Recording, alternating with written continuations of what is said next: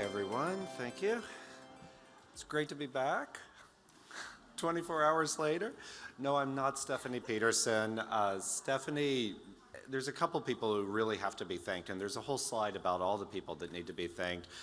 But the presentation that I'm going to give is really a collaboration, at least at the staff level.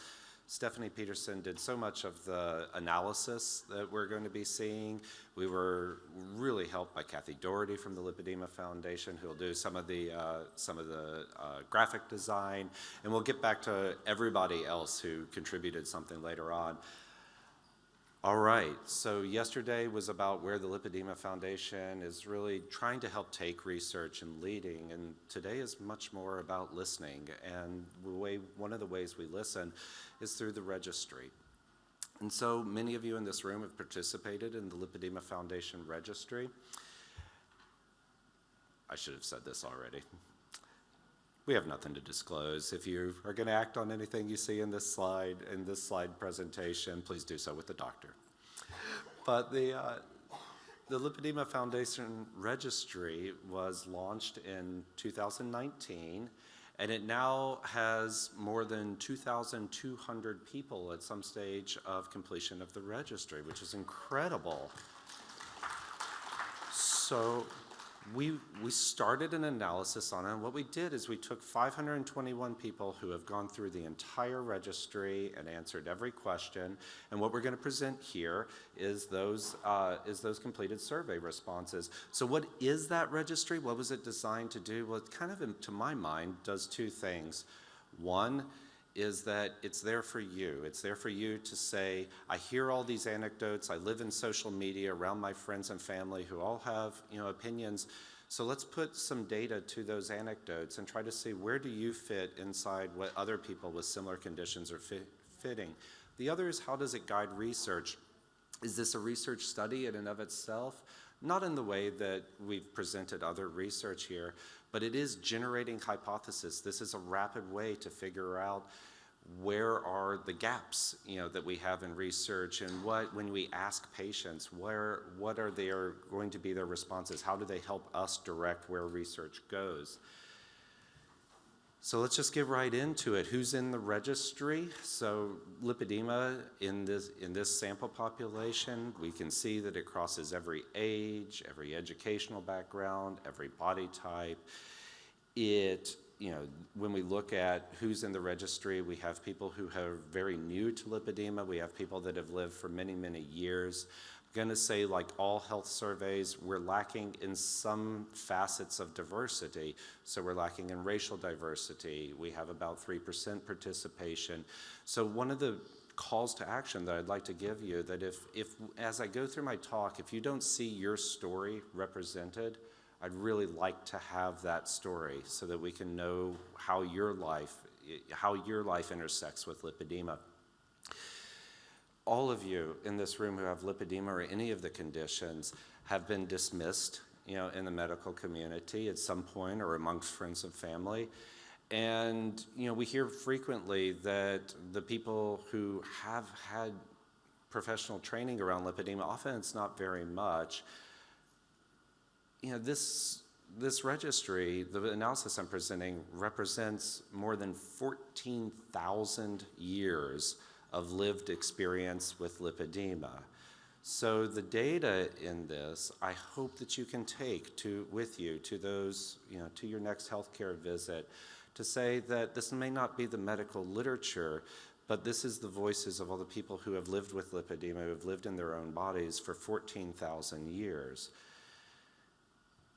Onset and diagnosis of symptoms. So a lot of this, there's going to be two stories. Some of it is the things that you already know. We know that lipedema often begins at times of hormonal change. So you can see here that lipedema is beginning in this study group, in that second decade of life. And so that one thing that we really appreciate about this is that it matches to what's out there in the medical literature. And so one theme we're going to keep coming back to is when you ask a patient about their story, trust them, because they're telling the same stories that you can find in the medical literature. So there's a good concordance there.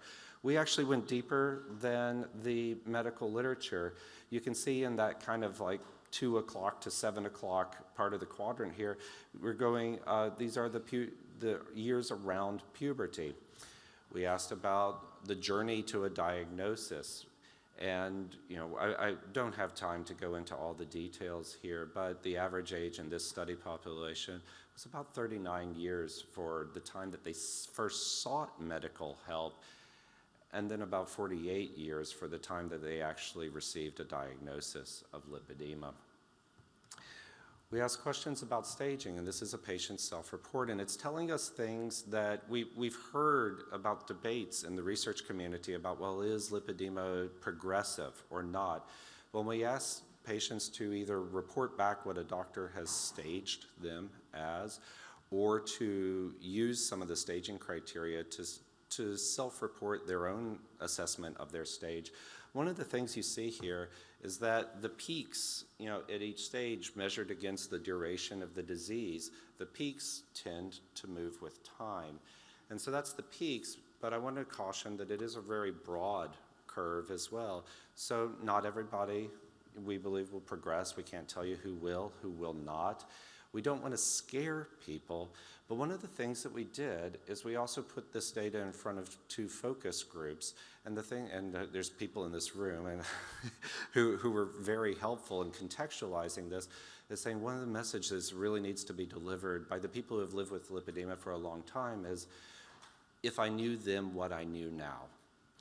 And so for these earlier stage individuals, this is an encouragement to take care of yourself. All the things you've heard today, all the contacts that you've made, pay attention to lipedema. We don't know if you'll progress, but we know that there's a few things that you can do that if they are helpful, it would be good to be putting effort into them and trying as best as you can. Onset of diagnosis and symptoms, we just did. I just went backwards on that. So lipedema is more than legs and arms, and this, this can be a contentious concept to some. We ask patients to describe the features of lipedema by body area, and this is also out there in the medical literature. Dr. Herbst has a 2015 paper that said, let's go in and let's look at all the different places where lipedema might show up, hands, feet, face, etc. And so we did that. We asked about pain in any individual area. We asked about the presence of nodules, a sense of heaviness, also other features that aren't shown here. And so the common areas that we always talk about do show up, but also, areas that might require explaining to other people. So ideas like that when you ask patients where they find things like nodules, where they have pain, the abdomen, the hands, the face, the scalp, the genitals. This is a level of granularity to the data that we don't see in the medical literature, and I think it would be surprising to some in the medical community to see that all of these frequencies, honestly, maybe at a little bit different, asked in a little bit different way, but really match some of what Dr. Herbst presented earlier. One of the interesting things is when we look at nodules, very few of the clinical guidelines out there, the standard of care being, I think, the only one actually addressed nodules as part of the diagnostic criteria. I hate to keep mentioning Karen's name, but she had a great quote yesterday of, we need to make pain visible. And I wrote it down in my notebook, and here we are, we're making pain visible. Nobody loves the 10-point pain scale, it was referenced in that amazing talk earlier this morning. But when we ask people, over the last week, over the last 30 days, like how's your pain been, we get a perspective that pain is severe, and it also flares like many other chronic conditions. And one of the things that I hope that it does is that sometimes we can just say somebody's living with pain. And you can say, mom has pain. But actually putting numbers on it and saying that when you're living at an average of a 4, that's really pain that can't be ignored. That's pain that's interfering with life. That's pain that's occupying your mind and preventing you from attending to other things. And so it is a severe condition. So this is a place where we're trying to put data to anecdote. Common comorbidities, everybody's interested in what travels together. So there's a list on the board here of the things that we see. And I hope that you'll take some time. The registry report goes into a much more detail. It's over at our booth and on our website. But we see them grouping in different ways. We see conditions that are vascular. We see connective tissue disorders, and nothing that might be a surprise given the other things that you've seen here today.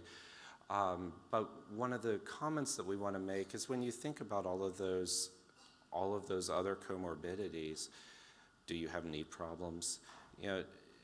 Don't necessarily think about that as being something that's separate from the lipedema. That might be lipedema because of the way that our knees are supported by connective tissue.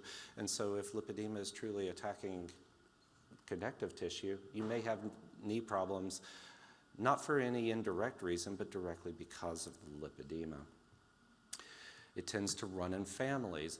And so in research studies, about half, 60 to 89% will say that they have a family history of lipedema. We didn't ask about grandparents, and so when we saw that 56% of people suspected or diagnosed lipedema in their own families, we're actually more towards the higher range because we're excluding grandparents in this one. But we actually do drill down to offer that perspective of actually what's the difference in the frequency of a diagnosis versus just a suspicion, and find that 15% of people have a diagnosis of lipedema in their immediate family. We also asked about male relatives, which may be surprising because we think of lipedema often as really just the vast majority of time being females.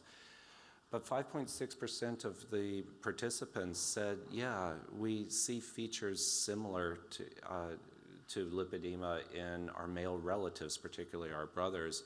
And our focus group participants had some wonderful comments about sitting around and laughing, for instance, with their father about how their arms were very similar, or having two sons that had very different body types, but each of them had different features of lipedema. So this may be more common than we have thought previously. Daily life, what we really want to do here, probably you're familiar with the symptoms of easy bruising, like heaviness, fatigue, but putting it into context, because we know lipedema is a diverse condition. No person is going to experience it exactly the same way.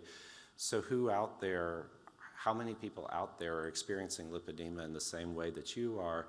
So what we're trying to do, and I encourage you to go and take a look at the report, is just to see if this resonates with you. If you have an atypical presentation, how many other people are out there like you that may make you think, maybe I'm not atypical, maybe there's more people like me than I realized. We also asked about the weight loss across the body, just putting numbers on that sense of how hard is it to lose weight? Is weight loss disproportionate? And the answer, without going into a lot of the detail here, is that in the red, you're seeing the people who are saying it's impossible to lose weight in a particular area. So of course it's going to be hips, thighs, upper legs, upper arms. But also other people do have the ability to lose weight in those areas. So again, contextualizing this and putting numbers to what might otherwise be anecdotes. Everybody's interested in the treatments. Initially we had actually thought about labeling this slide what works, and for a lot of reasons we decided there's a lot more work to do. So we drilled down on that idea of what works and asked the question of A, what works? B, does it help on different features? Does it help on shape? Does it help on pain?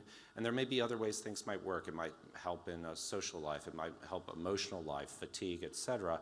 But just focusing on pain and shape, we can see that all the things that you all are talking about that we've heard about are there for a reason. It's that because patients' perception is that they really are working for them. Some of the things that one can do, most of the things at the top are things that you can do yourself, and then in the middle you see the things that you need some help from the professionals on. But you can see in this that in the majority of cases there is some amount of help available, but your mileage may vary. Some people don't have the same responses to any one intervention as others. This is a first look on the data. Unfortunately, I only have a minute left. There's much more and much more contextualization in this report. That's, as I said, it's available as a PDF on our website. It's also at our booth. What do we want now? Well, I mentioned we had 2 focus groups. Well, truthfully, you all are the 3rd focus group. We really, the first thing you see on here is a preliminary review copy. That's because we want your feedback, and we're asking that earnestly. Please connect with us. Tell us what you think, what you're seeing. Are we catching it the right way? Are we explaining your life with lipedema? And again, if you don't see your story in this, we want to know about that, and we want to impart on you. We would love to have you participate in the registry if you haven't already, complete the registry if it isn't already completed, and invite other people. It's also designed to include other related disorders, Derkham's disease, the other Madeline's, the other diseases that are present here today. Keep advocating, share with your healthcare providers. And I can't, this is the most important slide of the whole presentation, is the acknowledgement of everybody who has completed the registry, all the advisors who provided their time, and of course the focus group participants who are named here, some of, again, like Linda and Khan I see in the room. Thank you so much. And again, this is your data, not mine. It's your report, so we really want to engage you in helping to continue to build this resource. I just wanna love you.